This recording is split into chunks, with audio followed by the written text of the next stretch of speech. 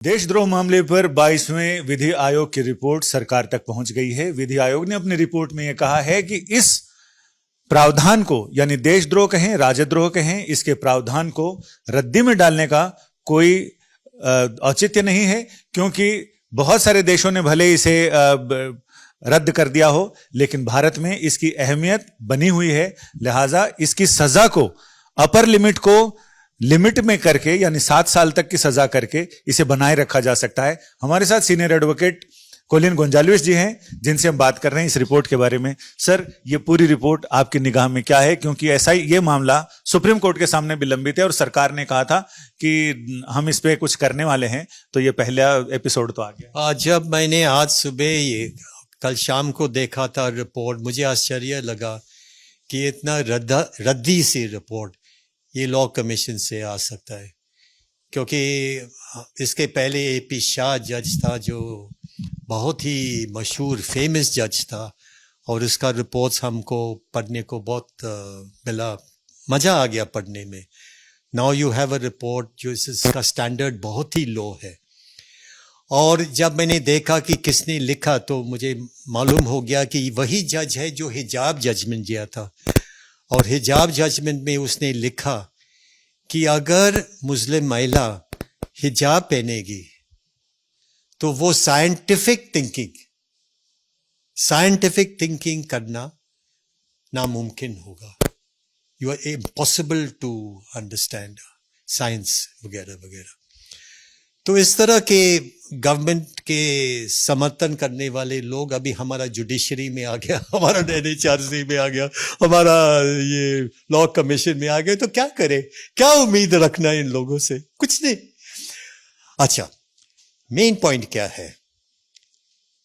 English के time पे, British time पर, कोई अगर किंग के खिलाफ कोई बोलता,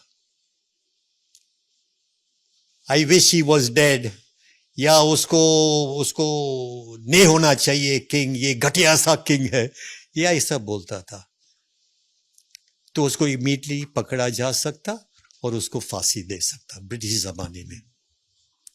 1968 में केदारनाथ का केस में सुप्रीम कोर्ट ने कहा कि ब्रिटिश लॉ से हम सहमत नहीं है, क्योंकि हमारा फ्रीडम ऑफ स्पीच है इंडिया में, और फ्रीडम ऑफ स्पीच में यहां तक गया पिछले 50 साल में कि आप कुछ भी कह सकता है। अगर वायलेंस, हिंसा नहीं होता, तो आप कुछ भी फालतू बातें भी कह सकता है, और सरकार के खिलाफ आप कर सकता है। मिनिस्टर, सभी के खिलाफ, अफसरों के खिलाफ, पुलिस के खिलाफ आप बोल सकते हैं। और आपको अगर गुस्सा है अंदर, वो गुस्सा आप निकाल सकते हैं। ये हमारा फ्रीडम ऑफ स्पीच स्ट्रांग है। तो उसने कहा, तो केदारनाथ में कहा कि दोनों चाहिए।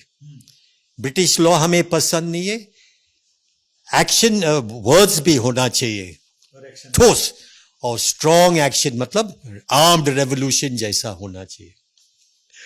इसलिए वो गैर संवैधानिक है, क्योंकि आज तक आईपीसी में लिखा गया, आज तक सेडिशन का सेक्शन है कि कोई बोलेगा तो ऑफेंस हो जाता है, तुमको फांसी नहीं होता, लेकिन तुमको सजा मिल सकता है। अभी लॉ कमीशन क्या कहता है? लॉ कमीशन कहता है कि अगर आपका जो शब्द, अगर वो थोड़ा सा सरकार के खिलाफ जाएगा, टेंडेंसी, शब्द से कुछ नहीं होता है, उसके बाद कुछ वायलेंस नहीं हुआ, कुछ सरकार के खिलाफ कुछ नहीं बोल दिया पब्लिक में, लेकिन आपने थोड़ा सा उस रास्ते में गया, लेकिन आखिर तक नहीं गया कि वायलेंस हुआ, तो सेडिशन सेक्शन अप्लाई होगा। सबसे पहले ये तो मतलब हमारा freedom of speech and expression का जो जजमेंट्स है उसको कर्टेल किया।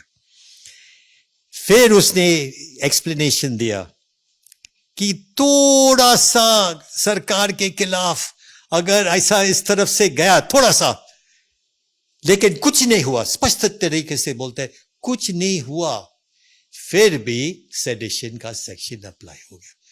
तो इससे मुझे लगता है सरकार बहुत खुश होगा कि कोई कुछ बोलेगा और कोई कुछ वायलेंस नहीं होता, लेकिन आपने बोल दिया सरकार के खिलाफ, आप अंदर चला जाओ। यस, अभी क्यों इसको रद्द करना चाहिए? क्यों इसका सेडिशन क्यों पूरा दुनिया में चला गया लेकिन इंडिया में है? इंडिया में ऑब्सोलीट हो गया, मतलब पुराना हो गया, कुछ काम करने है, क्योंकि बहुत साल पुराना है, मेरे ख्याल से जब से इंडिपेंडेंस है तब से है। क्योंकि आजकल नया कानून आ गया, यूएपीए में शब्द इस्तेमाल किया, कॉजिंग एंगर अगेंस्ट स्टेट। हाँ, स्टेट के खिलाफ, मतलब गुस्सा और हेट्रेड, क्या उसको, क्रोध, हाँ, वो पैदा करना। तो ये है, तो ये कानून तो आ गया, तो सेडिशन क्यों चाहिए?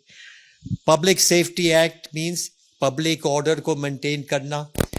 आपने कुछ कह दिया पब्लिक ऑर्डर के खिलाफ, और NSA act prejudice to security of India, राष्ट्र सुरक्षा के खिलाफ आपने कुछ किया या बोला तो आप ऑफेंस कर दे। तो कानून है, 3 नया कानून है, तो पुराना कानून रखना क्या जरूरी है?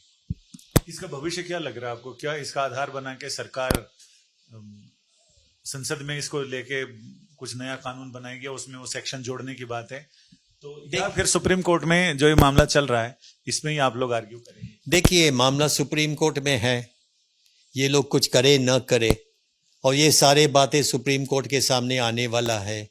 सुप्रीम कोर्ट अगर जजमेंट देगा हमारा फेवर में, तो सरकार कानून नहीं बना सकता है। लेकिन ये सरकार बहुत ही डेस्परेट हो गया, क्योंकि सरकार का मेन उद्देश्य ये है कि आम जनता जो क्रिटिसिज्म, आलोचना करता है सरकार का, मिनिस्टर का, ये आलोचना बंद होना चाहिए। लेकिन कोर्ट ने तो अपने फैसले में बोला था कि सरकार की आलोचना करना देश की आलोचना नहीं। हाँ, सरकार का आलोचना करना देश देश के खिलाफ नहीं है, देश के विरोध नहीं है, ये बात सही है। लेकिन आप नया युग में रह रहे हैं ना, जो पुराना सिस्टम था, कॉन्स्टिट्यूशन लॉ सिस्टम, अधिकार का सिस्टम, अभी चला गया। अभी बहुत ही खतरनाक जैसा स्थिति हो गया, बोलना भी खतरनाक है। आपके कितने जर्नलिस्ट फ्रेंड्स जेल में गया, artist, cartoonist, comic, stand up comics, तो कितने लोग जेल में गए। हमारा राइट टू इंफॉर्मेशन एक्टिविस्ट जेल में गया। किसी के पास AK-47 नहीं था, किसी ने बॉम्ब नहीं फेंका, किसी ने वायलेंट एक्ट नहीं किया, सिर्फ जबान से जो हो गया, उस वजह से उसको जेल में डाला। यानी इस रिपोर्ट के बाद आप लोगों के लिए कोर्ट में भी चैलेंजेस बढ़ जाएंगे इसको भी अपोज करने का? देखिए, सरकार तुरंत ये रिपोर्ट बताएगा और बोलेगा साहब ये लॉ कमीशन का रिपोर्ट है, लेकिन मुझे लगता है कि जज साहब ये रिपोर्ट पढ़ने के बाद उसको मालूम पड़ेगा, वो खुद महसूस होगा कि ये रद्दी सी रिपोर्ट है, तो आर्ग्यूमेंट चलते रहेगा। मुझे नहीं लगता है वो डिस्ट्रैक्ट या डिटर हो जाएगा इस रिपोर्ट से।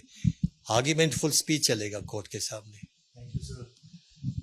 यानी ये मामला पहले से सुप्रीम कोर्ट के सामने है कि देशद्रोह कानून की कितनी जरूरत है, नहीं है, इस पर यह रिपोर्ट है, लेकिन बहस अभी जारी रहेगी सुप्रीम कोर्ट के सामने। अब देखना यह होगा कि क्या सरकार सुप्रीम कोर्ट में जाने के साथ साथ इस रिपोर्ट पर संसद में भी चर्चा करती है। कैमरामैन अश्विनी हेलन के साथ संजय शर्मा, दिल्ली आज तक।